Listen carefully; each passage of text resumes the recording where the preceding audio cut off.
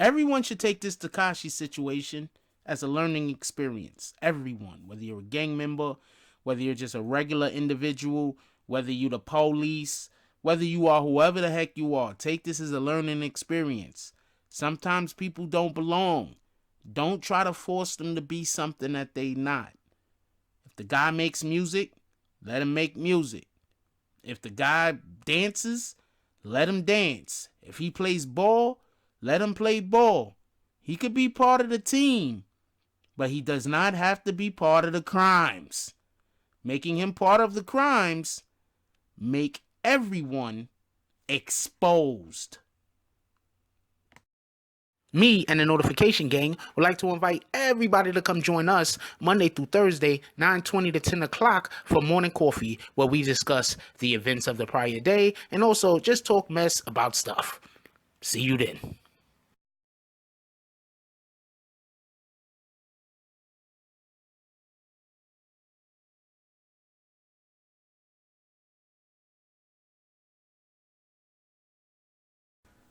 BBN Jack Frost. What's up, party people? Alright, so yeah. So apparently Tekashi 6ix9ine was on, well, he wasn't on trial, but he was on a stand today, and he was actually a witness for the government against two individuals who, if you ask the government, was once in the same gang with him, the 9 Trey Gangsta Bloods. And I say once in the same gang with him because we're assuming whatever gang Tekashi was in, he ain't in no more. Okay, so we're going to get right to some stuff that has to do with the Tekashi situation. But before we do, I want to add something real quick. The witness that came on before him was a female. She was actually an ex of Harv's. She said a lot of incriminating details against him. And I'm only saying that to say this. I'm about to say a lot of stuff about Tekashi. And once again, our first snitchening video was the Snitchening, starring Tekashi 6ix9ine. Remember? Just so we could be clear. But my point has always been, the government, had to have been getting information from somebody other than him in order to move on with this case. So the first thing I want to say about this whole situation involving Tekashi when he was on the stand is they asked him when he was arrested. He was arrested, he said, on November 18th. Also, I'm going to tell you, he was wearing blue prison garb. His outfit was the blue prison inmate clothing. It's just if that means anything. I'm pretty sure a couple of people out there, it might mean something. I don't know. But I'm just letting y'all know. His was blue. Dark blue. Okay, so he was arrested on November 18th, I believe they said, right? He cooperated on November 19th. Do you get what I'm saying? He was arrested on November 18th. On November 19th, he cooperated. So let's just go back to something real quick. Remember when Shotti had his lawyer removed? And then the day after that is when Tekashi decided that he was going to take his plea. It was the day after that. Tekashi had been working with the government. He had been cooperating since November 19th. He had been cooperating one day after getting arrested. Now, what I'm about to say is in fact, it's just a thought I was having. Does that mean that when he went on Hot 97, whatever the Breakfast Club is on, I forget which station it is. I mix up the two stations. But when he went on the Breakfast Club, he went there with the explicit purpose of trying to tell his story, knowing that everybody was about to get locked up and he wasn't going to get an opportunity to talk, whether he be right or wrong. Anyway, so we could just be clear on this. He got arrested on the 18th. He decided to cooperate on the 19th. Also, while he was in there, while he was on the stand, pardon me, he admitted to who the 9 Trey Gangsta Bloods are. He said that there's a gang, the 9 Trey Gangsta Bloods, and he also said they also go by the name of Treyway. He also said that there's a Treyway name that they go by and a Billy Badass name that they go by. He was absolutely making sure, because, you know, he was answering the questions that were asked of him, that everybody knew that all of the different names that this particular organization goes by. Treyway and Billy Badass. And he also admitted that 9 Trey participated in violent crimes. Now check this out. Wow.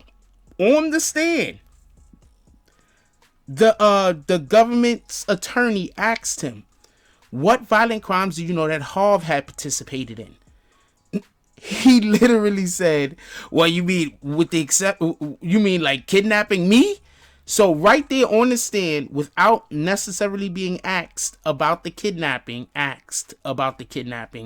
he just told everybody Harv kidnapped him. But they wasn't ready to speak on that yet. So they kind of just glossed over that and kept it pushing. But I'm pretty sure they're going to come back to that, because that's actually one of the charges that Harv has currently. Okay. Then he points right at Harv and Nuke. You got it. Says that those guys right there are part of 9 Trey. After that, they have a long conversation about his career. They start like trying to, I guess, filling the jury about how his career, how he got to meet them, everything like that. But one thing I do want to say is Tekashi spoke on he didn't speak on CEO Chris. He actually spoke on a different Chris. This particular Chris is Seiko Billy's manager. He spoke on Seiko Billy's manager. That's what he did. He spoke on that guy. Anyway, so there's a point where Tekashi says that Seiko is 9 Trey. He says Seiko is 9 Trey. He says that the first time he met Shotti was at the Gummo video. This is how he explains this. The first time he met Shotti and Billy Otto, he says, was at the Gummo video. This is how he explains it. He says the whole way that he even ended up over there was he had met Chris, the manager of Seiko Billy, the current manager of Seiko Billy. He had met Chris. He had asked Chris about the video situation or whatever. He had, he had met Chris, and then through Chris, he met Seiko. Then he had asked them about the video, and he wanted to know, was it possible for them to get a whole, get a lot of gang members together to shoot the video. They said they could do it, or whatever the case was. Then when it was time to shoot the video, he said he basically alluded to he didn't know where the house was. What happened was they texted him the address. Then after they texted him the address, then he came there and they shot the Gummo video. The way he made it sound in open court was like he had never been to that house before the Gummo video. That's the way he made it sound. He said he spoke with Chris and Seiko about shooting a video. Seiko had to text him the address.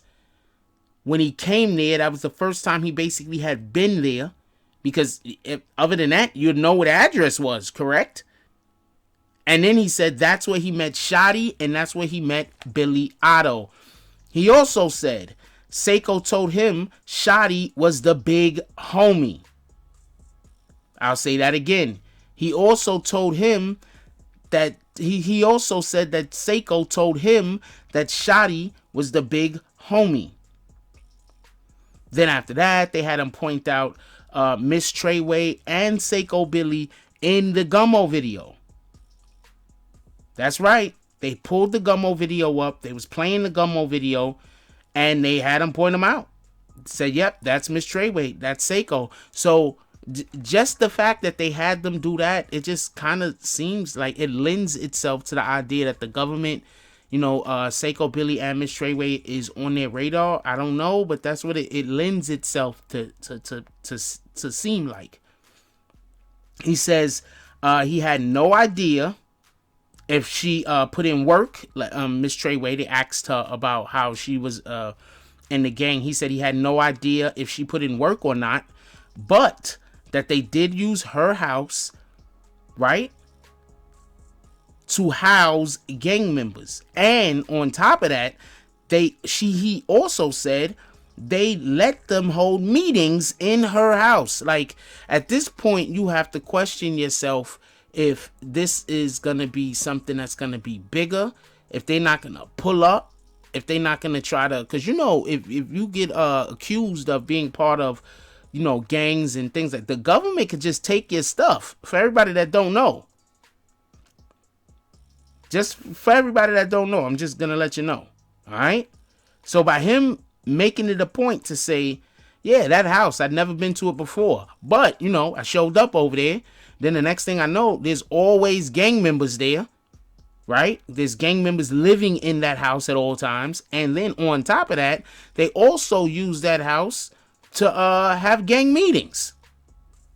So I don't know how true any of it. He said it on the stand. That's all I got to say. I mean, whether you think he's lying or not, it's up to you. But that's what he said on the stand. Also, he had a point to say that I told you about the Billy Badass records, and he said they pointed out Billy Otto in the video also, and they pointed out Shotti in the video also. Tekashi also said that Trippie Redd was part of 5'9" Brim.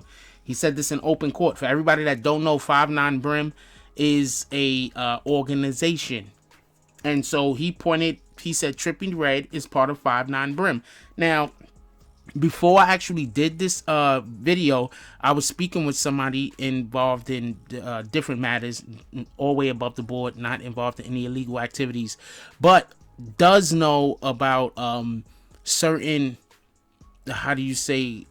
maneuvers that Tekashi has made previously as far as his career in rap. And they said that they think that there's a good chance that the record label is going to drop Tekashi now after Tekashi in open court said that Trippie Redd, another artist that's on 40,000 or 10, I don't know what the name of that record label is, Elliot Grange's label, and basically that's gonna cause them money, that's gonna hurt them, that's not a good look, that might have the create a situation where the feds might want to open up their books. So you never want that. So they might actually, this is something that might get Tekashi dropped ultimately, and then I don't know where it goes from there, but I'm gonna have to assume the record label already knew he was gonna have to say this. Anyway, says also, he says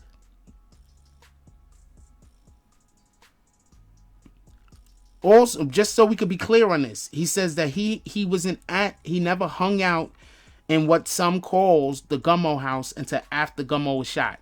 So we constantly hear that Tekashi 6ix9ine was like living there or something like that. He wasn't living there at all or anything, as per him, until after Gummo was shot. Now, before we go any further, remember, this is all stuff that the prosecutors are asking.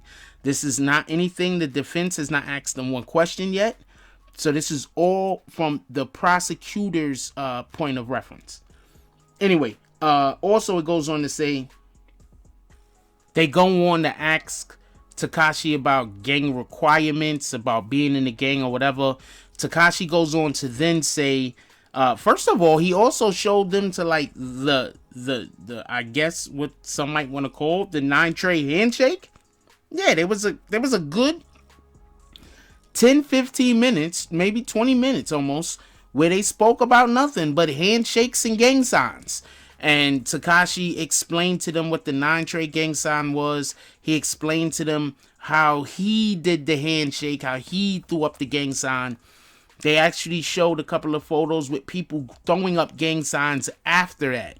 You got to understand the way the court works. This is the way the court works, right? So they'll ask you a question. You'll give an answer. You'll give proof of why you gave that answer. And then now that allows for them to show, even if it's somebody else, other instances of other individuals doing what you was doing. And that's able to make a correlation between the two events. So then right after that, they showed Harv throwing up gang signs, the 9 Trey sign that they say is the 9 Trey sign, and throwing up gang signs, and that's what they called it. And when they asked them who taught him how to throw up his 9 Trey sign, Tekashi said Nuke. So basically, Harv was shown throwing up the gang signs in photos, and he specifically pointed at Nuke and said Nuke is the one that told me how to throw the gang signs the way I was throwing the gang signs. Also, they asked them about the hierarchy of gangs. They asked them, they came straight out. They said, well, you know, there's a jail lineup, and they said there's a street lineup. And then they asked them questions about the jail and the street lineup. He flat out named Mel Murder, as he called them very, very fluently in the open court. Mel Murder. Flat out said that Mel Murder was the godfather of the lineup on the outside. Flat out in open court. Asked him about the lineup, said Mel Murder. Then, in addition to that, when they asked him about the lineup in jail, he goes right on to name, and this is the part that, I mean, I was kind of floored when he did this. He went on to name, when they asked him about the jail lineup, he named Frank White and he named Magoo. You might not have heard me. When they asked him about the jail lineup, Tekashi 6ix9ine named Frank White and he named Magoo. The prison lineup, pardon me. And he also went on to say that Shotti had told him that they had to take care of everyone. Of not everyone, but you know, the people in the prison, the high-ranking individuals in the prison. They had to take care of them, meaning that they had to make money for them and then send it to them. Okay, so I got a little bit more on this, but this video is pretty long right now. So I'm going to put this video out. I want to know what y'all guys think. If you have any questions, please leave question down in the comments. If you have any questions, I'm going to read basically all of the freaking questions, all of the comments. I'm going to read them. Okay? Even, you know, there's going to be like a ton down there with people telling me, I guess, I don't know, somebody tell me, I don't know, wackos. But I'm going to read everything down there. So please leave your questions down below. Okay? I have quite a few things that I didn't even speak on.